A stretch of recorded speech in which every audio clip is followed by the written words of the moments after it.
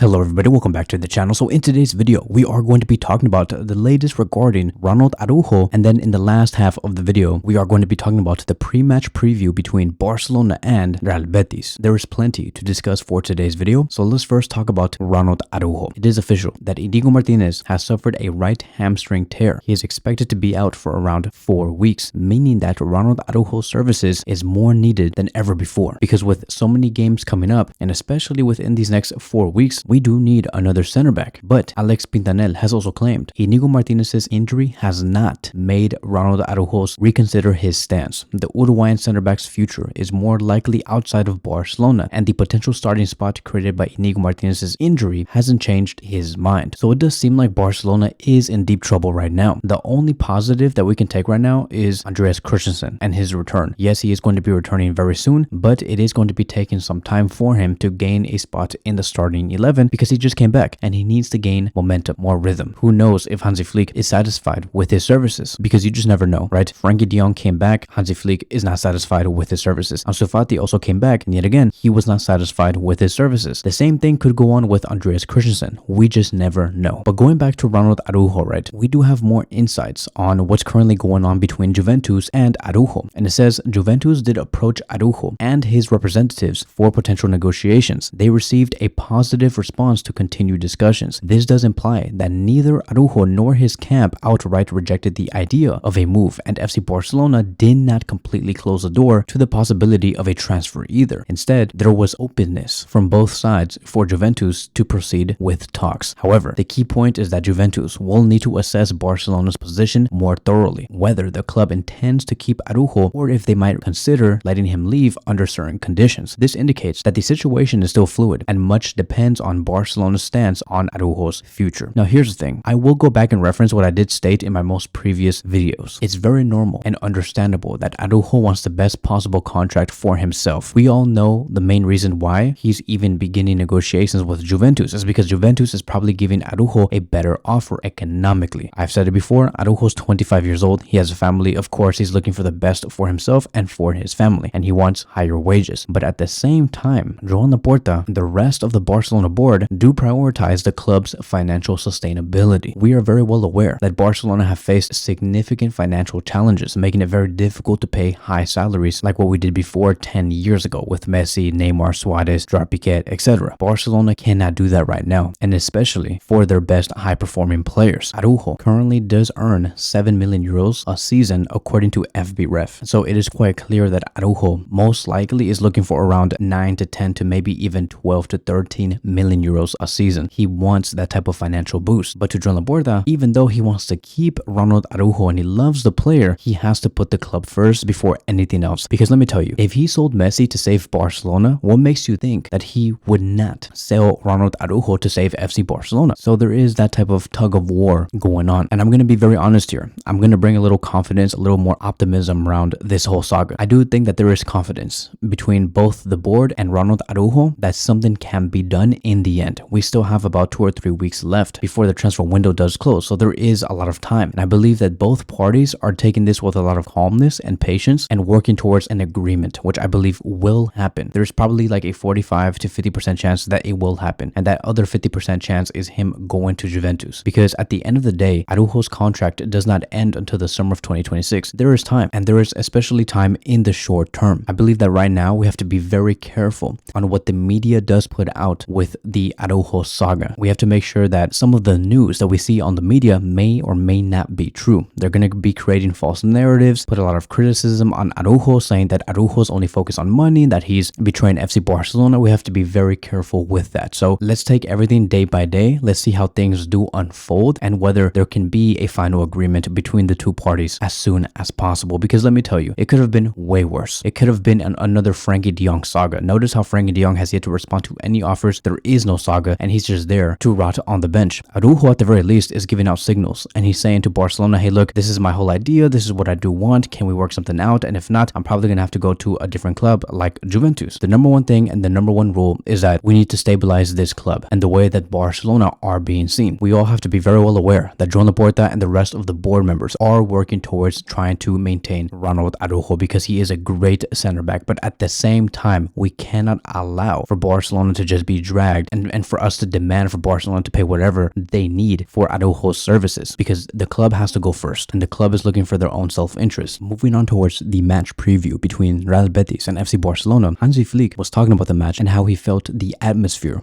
was like. And so this is what he stated: "For me, in Sunday's final, we had a performance that can restore our confidence. We have to prove it. The most important thing is that each player knows our attitude and mentality. We work as a team on the pitch." So yeah, Barcelona produced their best display of the season on Sunday, defeating Real Madrid 5-2 in the Spanish Supercopa final. And now Barcelona is going to be returning to Spain to play another cup competition. This is going to be a knockout round, which is the Copa del Rey round of 16 match. Real Betis are going to aim to capitalize on Barcelona's weaknesses at their home stadium, because Atletico Madrid, Las Palmas, and Leganés all recently won there. There has been certain teams in the league that have figured out Barcelona's high defensive line, and Hansi Flick's whole system is based upon high risk, high reward. It's very entertaining, but sometimes we do lack control. I do think that when it comes to the Copa del Rey and also La Liga, Barcelona have to do much better, because I remember Barcelona ended La Liga's winter break with just one La Liga win in 7 matches. And so we have to start strong. We have to claim to be champions of the Copa del Rey again and claim to be champions of La Liga again. But it all does start in the round of 16. Real Betis did suffer a 1-0 loss to Real Valladolid on Saturday, so earlier this weekend, ending a 7-match unbeaten streak. So I do think that Real Betis have a mountain to climb when it comes to their mentality. For sure, they're going to have to face FC Barcelona in a much stronger way. But when you have players like Lamine Yamal and you have players like Rafinha, Lewandowski, you can always bet on a team like FC Barcelona to deliver. And one of the biggest questions that will arise in the next couple of hours is, what is going to be Barcelona's main starting 11 at the back, and especially in the defensive line, because Inigo Martinez is not going to be there. And I do think that Ronald Araujo is going to be relied upon, because keep in mind, there is no animosity, there is no such thing as Araujo not wanting to represent FC Barcelona no more. I strongly do think that right now they are simply in just negotiations, and Hansi Flick is going to have no trouble to use Araujo as the backup option to Inigo Martinez and place him next to Jules Koundé and Kubarsi. I do think that Szczesny is also going to be in goal. I mean, like, it's pretty sad and kind of funny to see. I'm not gonna lie, it's funny more than sad to see that Hansi Flick got mad at Peña because he was 4 minutes late to a meeting, and that is why Szczesny is now getting the starting position over him. So I do expect to see Szczesny in goal, with the total backline being Alejandro Balde, Kubarsi, Araujo, and Jules Koundé. In the midfield, I do expect to see Casado and Pedri, with our attacking 4 being Rafinha on the left, Olmo as the attacking midfielder, with Lamine Yamal on the right and Lewandowski up top. I know that we have just talked about how great Gavi has been, but I do think that Dani Olmo needs some minutes. Like, he has to play something. He hasn't played in the past 3 available matches, and it would be nice to see Gavi get rotated just so he can get some rest. I do think that Gavi will for sure play in this match and maybe serve as a substitute to Dani Olmo. So all in all, with Barcelona in such good form and the momentum that is being built under Hansi Flick, I do expect Barcelona to defeat Real Betis 4-0. That is going to be wrapping up today's video. Thank you guys so much for watching, and I will see you guys in the next one.